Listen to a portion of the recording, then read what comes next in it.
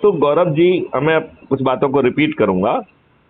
जी। एक तो गौरव जी, जो आपने मुझे विदिशा के बारे में इंफॉर्मेशन दी थी और अभी अभी आपने मुझे बताया है कि अन्य जिलों में भी इस तरीके की कार्रवाई हो रही है, जिसमें जी। प्री मैच्योर फसल को काटा जा रहा है और उसको काटने के पीछे किसी भयानक षड्यंत्र की बदबू आ रही है।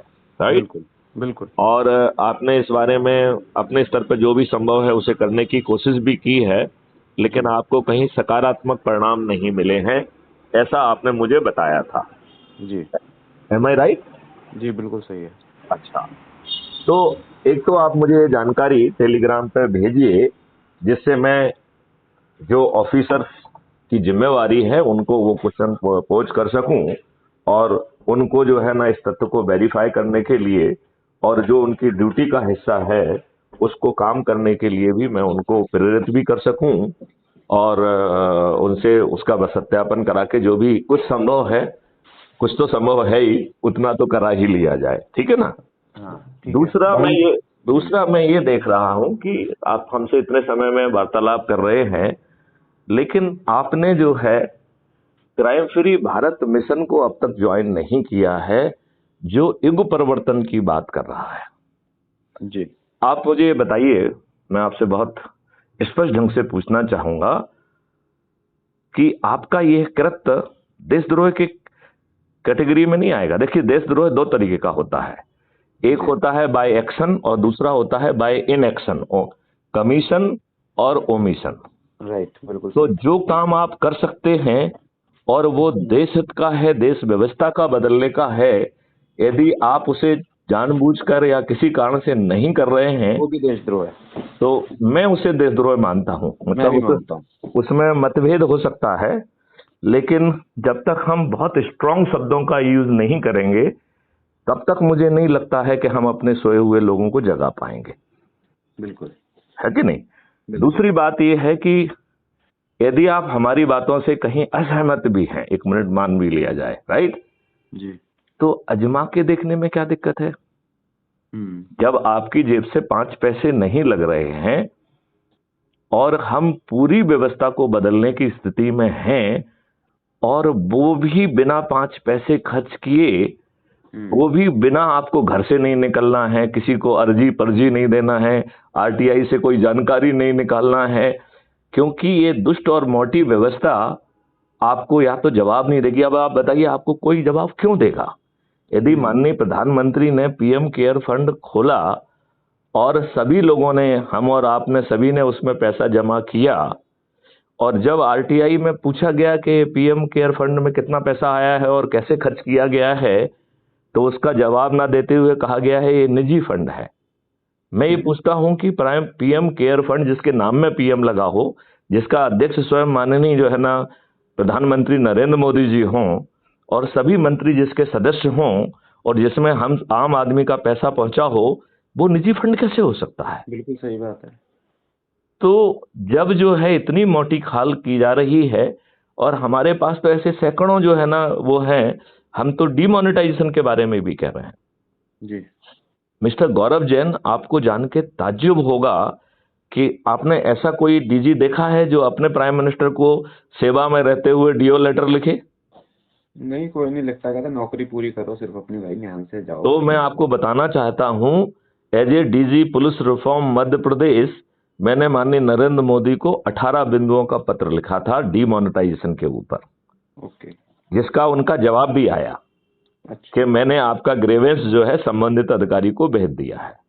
हम्म। तो जिसपे मैंने दोबारा मेल किया था कि मेरा कोई ग्रेवेंस नहीं है, ये सुझाव है जिससे आपका डिमोनेटाइजेशन सफल हो जाएगा। हम्म। और ये मैंने किसी अधिकारी को भेजने के लिए नहीं दिया था, ये आपके लिए भेजा था। और आप चाहें तो उसकी कॉपियां जिन जिनको आप समझते हैं उनको भेजें और उस पर विचार करें। हम्म।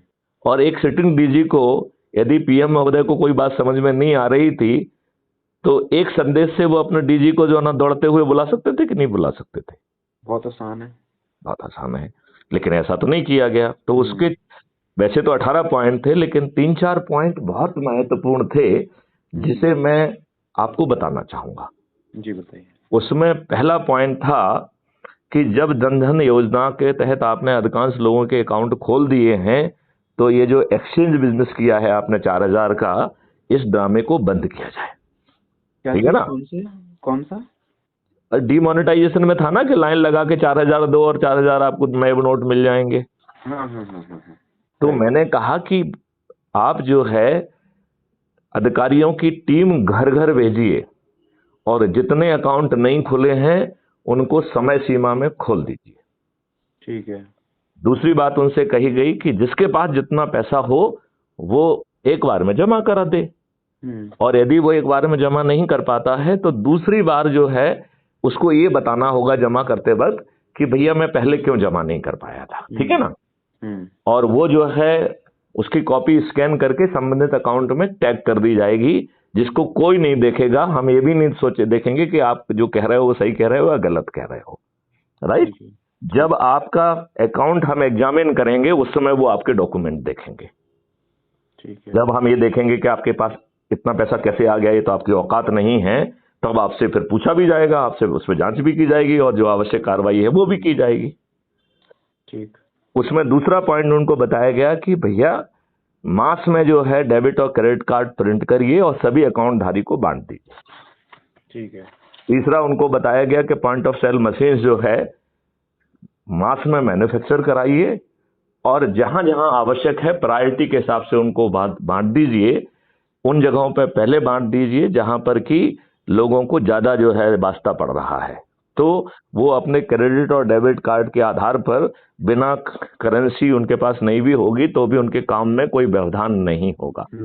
राइट? तो इस तरीके के बहुत छोटे छोटे जो है ना उनको उपाय बताए गए, जो ऑब्वियसली आप महसूस कर सकते हैं कि उनमें से कुछ किया नहीं गया। राइट? और ये दुर्भाग्य का विषय है कि अभी जो है सुप्रीम कोर्ट ने 4-1 के मत से उस आदेश को ठीक बताया है। ठीक है ना? डीमोनेटाइजेशन को ना? डीमोनेटाइजेशन को। तो मैं कह रहा हूं कि सुप्रीम कोर्ट ने तो उसकी एक डायमेंशन को एग्जामिन किया कि लीगली माननीय नरेंद्र मोदी जी को ये ताकत थी कि नहीं थी कि वो जो है डीमोनेटाइजेशन करें। लेकिन एक उससे ज्यादा महत्वपूर्ण तथ्य था कि क्या डीमोनेटाइजेशन के पीछे जो उद्देश्य थे वो प्राप्त हुए कि नहीं हुए। नहीं तो माननीय नरेंद्र मोदी जी को देश से सॉरी कहना चाहिए कि हमने गलत तरीके से इस काम को किया, हमारे पास अधिकार था लेकिन मुझे इसे बेहतर ढंग से करना चाहिए था, उसके कारण हमारा लक्ष्य भी डिफीट हुआ है और हमने भ्रष्टाचार को बढ़ावा दिया है। क्योंकि 1,000 के नोट में जितने बॉक्स में भर सकते थे और जो ना ये 2,000 के उससे भी छोटे नोट कम स्पेस में जो है हम ज्यादा बड़ा भ्रष्टाचार कर सकते हैं, पता भी नहीं लगेगा। नहीं, एक तो नोट की साइज छोटी है। राइट? और जो है बड़ा डिनोमिनेशन है, तो कम स्पेस में हम ज्यादा घुस दे पाएंगे। यदि पहले हमें 2 या 3 सूटकेस लगते थे तो शायद एक सूटकेस से ही हमारा काम बन जाएगा। बिल्कुल।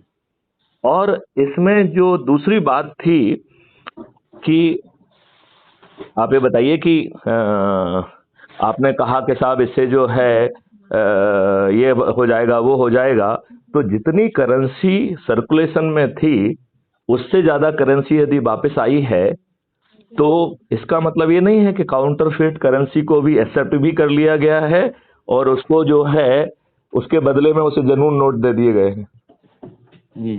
ये मतलब निकल रहा है कि नहीं निकल रहा है? नहीं, बिल्कुल निकल रहा है, क्योंकि आरबीआई के पास तो गिनने का ही टाइम नहीं था। वो कह रही है हमारे पास तो चेक क्या करती कि कौन सा काउंटरफीट है और कौन सा कुछ है। मैं ये जो है सब बता रहा हूँ। देखो मैं तो ये कह रहा हूँ मकसद क्या था, जमीन पे क्या हुआ। आरबीआई कर सकती थी कि नहीं कर सकती थी, जिसने ये निर्णय लिया है उसको उसके लिए जमीन पे उतारने के लिए सिस्टम को उसको करना चाहिए था। और हमने ये केवल लेटर नहीं भेजा, हमने उनके ज्वाइंट सेक्रेटरी एडिशनल सेक्रेटरी के इस बारे में लगातार बातें भी की जी। तो मतलब उन्होंने तो मुझे अप्रोच नहीं किया लेकिन मैंने उनके दफ्तर को जरूर अप्रोच किया और ये मेरे लिए आसान भी था क्योंकि मैं सिटिंग डीजी था, तो मुझे अप्रोच करने में कोई प्रॉब्लम नहीं गई। लेकिन उसका कोई फायदा देश को तो नहीं मिला। सही बात है। ठीक है ना? अब आप ये बताइए, मैं मतलब काफी दुखी महसूस करता हूं अपने आप को कि नहीं, आप ये बताइए ना कि कितना ड्रामा नाटक करेंगे आप बताइए। इंडस्ट्रियलिस्ट का आप 17 लाख करोड़ जो है माफ कर दे रहे हैं, how much it is justified? कितना, 16 लाख करोड़? 17 लाख करोड़ ये मतलब 1 साल का या अब तक का है? जो इन्होंने किया है। आप जो है इसमें आरटीआई लगा के ऑथेंटिक जानकारी ले लीजिए, उसमें क्या दिक्कत है। और लोगों ने ऑलरेडी ली होगी, वो मेरे ख्याल से नेट पे खोजोगे तो मिल जाएगी। तो आपने जो है ये फ्रीबी का धंधा, ये धंधा वो धंधा क्यों किया है? अब आप ये बताइए, आपने भी वो न्यूज जरूर पढ़ी होगी, एक महिला का फोटो माननीय नरेंद्र मोदी जी के घर साथ का, जो है ना, हाँ, घर का घर वाला ना? घर वाला जो कि जो है वो मैंने टाइ- पढ़ी भी, वो मैंने टाइम्स ऑफ, पढ़ी भी है। हाँ, और उसमें ना पूरा मैंने उसका वीडियो भी देखा है। ये आपने उसने वो कहा कि देखा मैं घर जिसमें पे एक खोजी पत्रकार जो है वहां उस महिला के घर पहुंच गया, उसको घर को भी दिखाया, उसने कहा कि मुझे तो कोई घर नहीं मिला है, मैं तो 500 रुपए के किराए के मकान में रहती हूँ। उसमें तो क्या हुआ, उस महिला ने कहा कि मेरे अखबार में फोटो छपी, हम्म, तो लोग जो मेरे जानकार थे मुझसे कहते हैं कि जी देखो आपकी अखबार में फोटो छपी है। हम्म, तो उसने कहा मेरे को तो ये भी नहीं पता कि ये फोटो जो छपी थी वो हम्म। लीक कब गई है। मतलब फोटो भी मेरी चुपके से ले ली गई है, मेरे को ये भी नहीं पता, नहीं, और छाप उसने दी गई नहीं है। उसने ये बताया था, उसमें थोड़ा सा आगे बताया था, मैं आपको ऐड कर देता हूँ। उसने ये बताया था कि संभवतः मैं ब्रिज पे काम कर रही थी, उस समय अनजाने में फोटो ली गई होगी, क्योंकि मेरी फोटो जो है ना एज सच किसी ने नहीं ली है। राइट, हाँ मैं समझ रहा यही ना? कह रहा हूँ, मतलब उसकी जानकारी में कोई फोटो नहीं है। नहीं, लेकिन उसने वो चीज भी बताई थी कि वो यहाँ काम करती थी, शायद उस दौरान ले ली गई हो। हाँ, और कह रही मेरे को कोई घर नहीं मिला है, हाँ। मैं आज भी तो वही उसी घर में रह तो रही मैं हूँ। ये कह रहा हूं, यदि सिस्टम ने कोई दुष्टता की है, और यदि मैं एक अच्छा संवेदनशील प्रधानमंत्री होता, तो कम से कम उस केस में जिसमें कि माननीय प्रधानमंत्री के साथ किसी महिला की फोटो छपी है और उसे घर नहीं मिला है, तो मैं तो ऐसे अधिकारियों को सला फांसी पर लटका देता। लेकिन इसमें एक चीज हो रही है ना, हाँ, अब अगर इतना बैलेंस वायलेशन हो रहा है हर चीज का, हाँ। और सब चीजें इतनी कुरूपता से, इतनी नग्नता से सामने आने के बाद भी उस पर कार्रवाई नहीं हो रही, तो ये तो अपने आप में प्रशासन को, प्रशासनिक अधिकारियों को, जो सेवारत सरकारी या जो सरकारी प्राप्त प्राइवेट संस्थान हैं या लोग हैं, उनको एक शय मिली हुई है कि बेटा कोई दिक्कत नहीं है, आप कुछ भी करो, कोई परेशानी नहीं है, नहीं, आप पे कोई एक्शन नहीं हुआ, इसका निश्चिंत मतलब रहो। है कि ये तो रॉन्ग मैसेज है। ये लोग जो है चरण सेवक बन गए हैं। जब तक इनका पॉलिटिकल लाभ हो सकता है वो सब काम आप करिए, हम आपके हितों का ध्यान रखेंगे। जब तक आप सेवा में हैं तब तक आपको अच्छी मलाईदार पदस्थापनाएं देंगे, और रिटायरमेंट के बाद भी हम आपके हितों का ध्यान रखेंगे, और जरूरत हुई तो आपको जो है इलेक्शन कमीशन का चेयरमैन भी बना देंगे। क्योंकि कल कल का पेपर है, कल हाँ या आज का ही पेपर है। जी। मतलब आज तो कोई आपकी 20 मार्च है ना, बीस हाँ, मार्च 20 तेईस 20 मार्च हो गया। हाँ या कल का पेपर 19 मार्च का। जी। उसमें प्रधानमंत्री कह रहे हैं कि कुछ लोग लोकतंत्र से जलन करते हैं। मैंने ये पूछा मन एक में। मिनट, एक मिनट, क्या लोकतंत्र है क्या? मैं हाँ, मुझे यही तो तो मैं कह रहा हूँ कि लोकतंत्र है कहाँ। नहीं, मैं आपको बता रहा हूं, क्या जो लोग चुने जा रहे हैं लोकतांत्रिक व्यवस्था में, वो लोग पात्र लोगों को टिकट दे रहे हैं क्या? क्या नहीं, जवाहरलाल नेहरू ने पीपुल्स रिप्रेजेंटेटिव एक्ट 1950 और 51 एक घटिया एक्ट नहीं बनाया जिसमें पर्याप्त प्रावधान नहीं किए, जिससे कि आज पॉलिटिकल पार्टी परिवार की कंपनियां और प्राइवेट कंपनियां बन गई? ये प्रावधान उस एक्ट में ही क्यों नहीं किए? Number one. नंबर टू, जब इस देश में चपरासी बनने के लिए आपको, जिसमें जो कि चपरासी कोई महत्वपूर्ण निर्णय नहीं लेता है, उसे साक्षर भी होना चाहिए और सच्चरित्र भी होना चाहिए, तो ये हमारे राजनेता वो जो क्यों नहीं?